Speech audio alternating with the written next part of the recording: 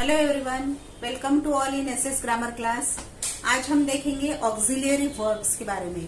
हम सेंटेंस हम जब देखते हैं तो उसमें मेन वर्ब होता है और एक ऑक्सिलियरी वर्ब होता है। तो सभी सेंटेंसेस में ऑक्सिलियरी वर्ब का होना जरूरी नहीं है, लेकिन जब हम उस सेंटेंस का निगेटिव बनाते हैं और इंट्रोगेटिव बनाते हैं तब हमें ऑक्सिलियरी वर्ब का यूज करना पड़ता है।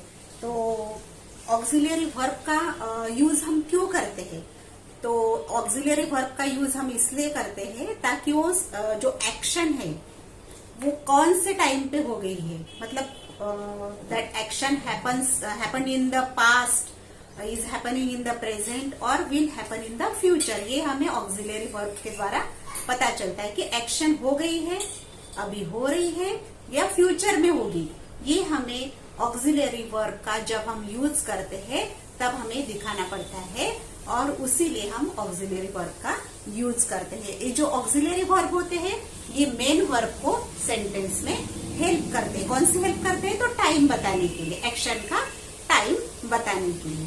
तो आज हम यहाँ पर मैंने यहाँ बोर्ड पर लिखे हुए हैं ऑक्सिलियरी वर्ब कौन कौन से है। तो am, is, are, was, were. तो am, is, are present tense में यूज करते हैं, वॉज, वेयर पास्ट टेंस में यूज करते हैं, हैव और हैज प्रेजेंट टेंस में यूज होता है इनका और हैड का पास्ट टेंस में। और ये जो शाल, विल है तो ये फ्यूचर टेंस के लिए यूज करेंगे हम। और यहाँ पर हम देखेंगे और should, would, may, might, can, could, must, do, does और डिड। तो इन सारे ऑक्सिलियरी वर्ब का यूज मैं आपको बताऊंगी। 3-4 वीडियोस में ये पूरा हो जाएगा। तो ये पूरी सीरीज आपको देखनी पड़ेगी पूरे ऑक्सिलियरी वर्ब को अगर समझना है तो ये सारे वर्ब्स, ऑक्सिलियरी वर्ब्स आपने देखे। तो आज हम देख रहे हैं एम, इज और आर के बारे में।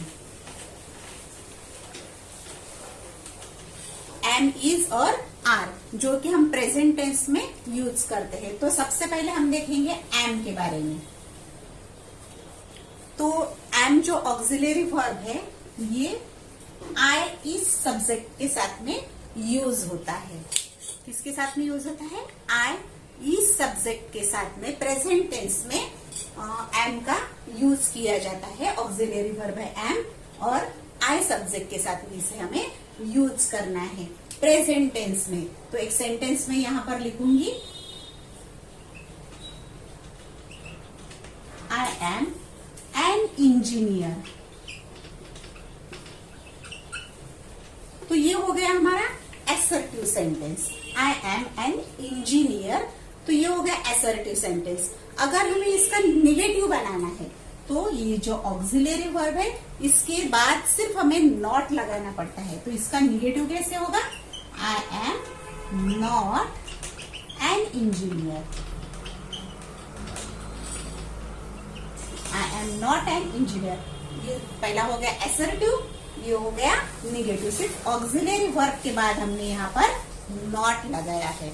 अगर हमें इसका इंट्रोगेटिव बनाना है यानी प्रश्नार्थक वाक्य बनाना है तो कैसे बनेगा? इस ऑक्सिलियरी वर्ब को हमें सेंटेंस के शुरुआत में रखना है। एम आई एन इंजीनियर और क्वेश्चन मार्क, क्योंकि यहाँ पर क्वेश्चन पूछा है क्या मैं इंजीनियर हूँ? आई एम एन इंजीनियर, मैं इंजीनियर हूँ। I am not an engineer, मैं इंजीनियर नहीं हूँ। एम आई एन इंजीनियर, क्या मैं इंजीनियर हूँ? अब इसका निगेटिव इंट्रोगेटिव किस तरह से बनेगा? Am I not an engineer,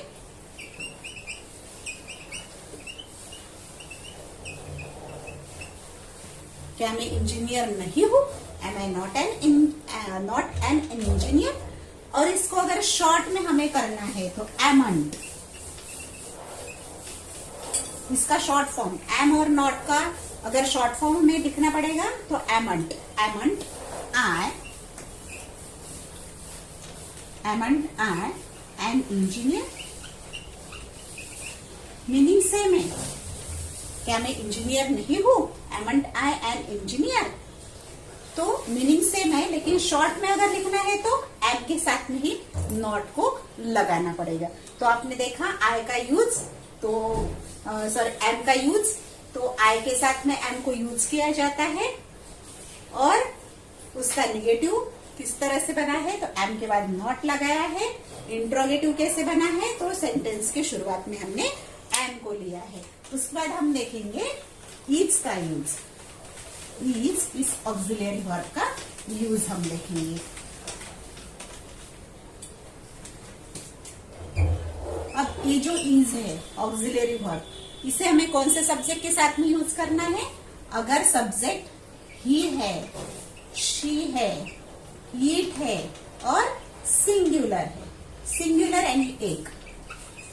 अगर सब्जेक्ट ही, शी, इट और सिंगुलर है तो उसके साथ में हमें प्रेजेंट टेंस में इज का यूज करना पड़ेगा। ही, अब मैंने यहाँ पर ही सब्जेक्ट लिया है। He is a doctor, he is a doctor. ये तो हो गया एसर्टिव सेंटेंस। अब इसका निगेटिव कैसे बनेगा? इस इज के बाद हमें नॉट लगाना पड़ेगा। He is not a doctor. यहां लिखा है ही इज ए डॉक्टर, मतलब वो डॉक्टर है।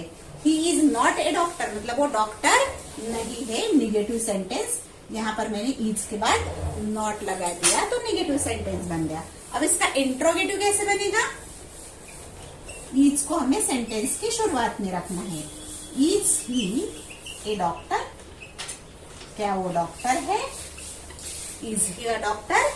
निगेटिव इंट्रोगेटिव कैसे बनेगा? Is he not a doctor, क्या वो डॉक्टर नहीं है?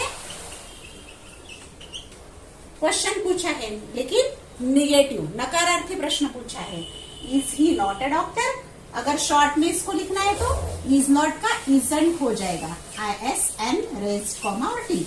Isn't he a doctor, meaning same है। इस सेंटेंस का और इस सेंटेंस का मीनिंग सेम है, लेकिन इसको हमने इज नॉट को शॉर्ट में लिखा है तो उसका हो गया शॉर्ट फॉर इजंट। तो इस तरह से हमने इज का भी यूज देखा है।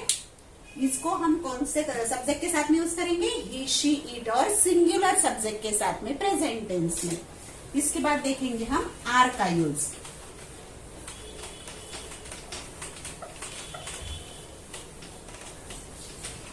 तो आर ये जो ऑक्सिलरी वर्ब है हम वी के साथ में यूज करेंगे। अगर सब्जेक्ट वी है, यू है, दे है और प्लूरल सब्जेक्ट है, प्लूरल सब्जेक्ट के साथ में हम इसे यूज करेंगे। वी, यू, दे और प्लूरल सब्जेक्ट पे, ठीक है। अब मैंने यहां पर लिया है सब्जेक्ट और दे, तो दे आर फार्मर्स, मतलब वो फार्मर्स है, ठीक है। They are farmers. अब इसका निगेटिव हम कैसे करेंगे?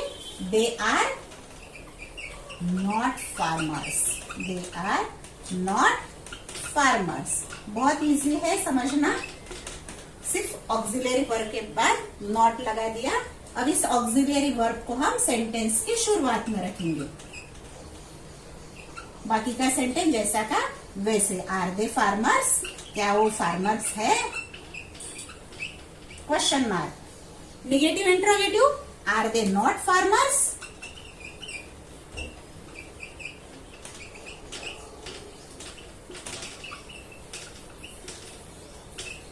Are they not farmers?